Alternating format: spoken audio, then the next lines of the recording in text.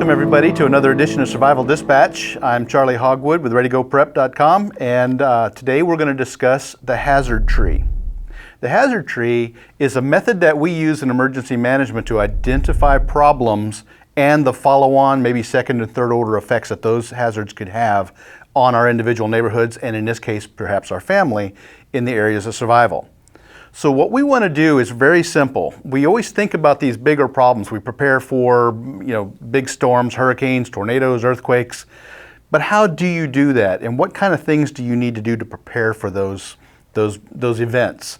In this case, we're going to lay out something for a severe storm.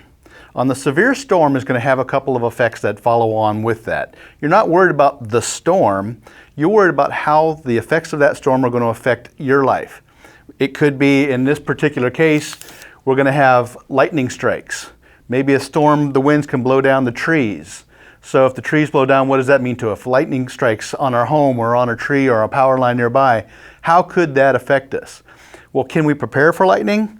Well, you can, but what does that really mean? So if lightning strikes, all we're doing here is we're taking what Nikki affectionately calls the bracket of doom, and I call professionally the hazard tree. We're going to take a bracket just like you would in sports. And we're going to start out on this end over here, out here in space, would be severe weather. We'll call that a storm. The storm will produce lightning or trees down on the first levels of the bracket. Now we follow lightning out to the next level. And we'll say, okay, well, what does that mean? What can lightning do to us? Lightning could cause a house fire, right? So if lightning causes a house fire, what does that mean to us?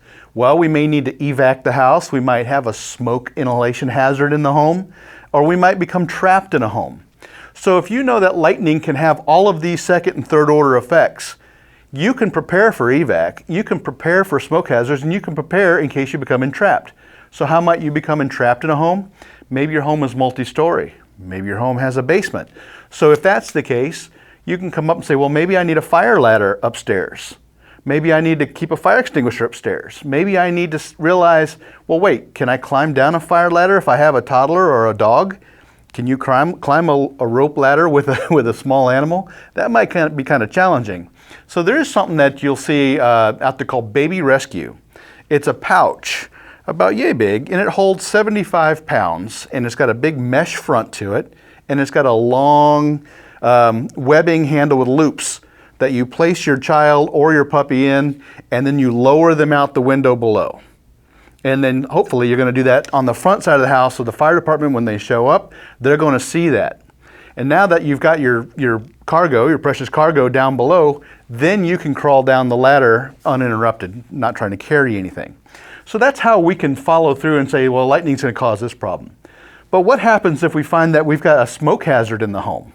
That could be a very serious issue. So to prepare for that, we might want to do what we call close before you doze. It is very, very important that you close all of the bedroom doors in the home when you go to sleep. And the reason for that is because that's going to give you extra time. If you'll look that up on the internet, close before you doze, you'll see a firefighter association video where they did a comparison of how long it takes for a house to become engulfed in flames. And the doors that were closed on bedrooms give people extra precious minutes to wake up, hear the smoke detectors that you've already placed outside your bedroom door, and give you time to sit up and get that taken care of. If you don't do that, when you hear the smoke detectors outside in your hallway, you could sit up in the middle of the night, and the first thing you do is right into the cloud of smoke, inhale the superheated vapors, and die before you get on your feet. So there's a lot of things to really think about when you start worrying about smoke inhalation and entrapment. So if you need to evacuate, like we talked about, go ahead and get your ladder and prevent all of these problems. So what else does a hazard tree do for a severe storm? If the trees were to fall down, so the trees come down outside, what is that going to do? A tree could fall on a house. Well, if it's a small tree, it may not have any effect on the house. But if you've seen the hurricanes lately, what you'll notice is some of those big oak trees have come right down and cut houses in half. And unfortunately, we've had some fatalities recently in some of these storms where people were hidden inside their home trying to ride out the storm, and then a tree falls on them. Very unfortunate situation. So maybe we need to look at trimming those trees back, having those trees removed. We can prevent this hazard from even happening. What if the trees fall down on the road? Well, maybe you don't care if it's just you're waiting out a hurricane, but what happens if you can't evacuate after the hurricane because all the trees are down?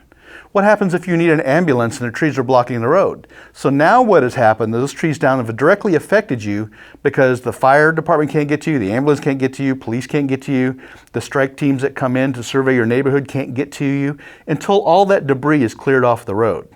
You may or may not have a lot of control over that, but it's something to definitely be aware of, because if you're only have a minimal amount of supplies to get you by in a storm, maybe if the roads are blocked, you might have to be prepared to stay longer on your own before help shows up. What happens if the tree falls down and breaks the water line or a gas line out in the right-of-way?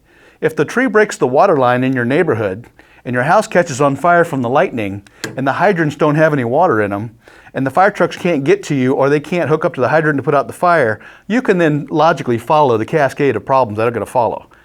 That could be a big situation for you.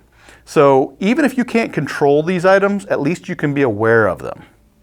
So what we're going to do on the next video, part 2, is going to be how to take these items and then identify the gaps and blind spots in our preparedness so that we can then have a very well-informed plan to move forward so that we're squared away. So until then, I'm Charley Hogwood with Survival Dispatch.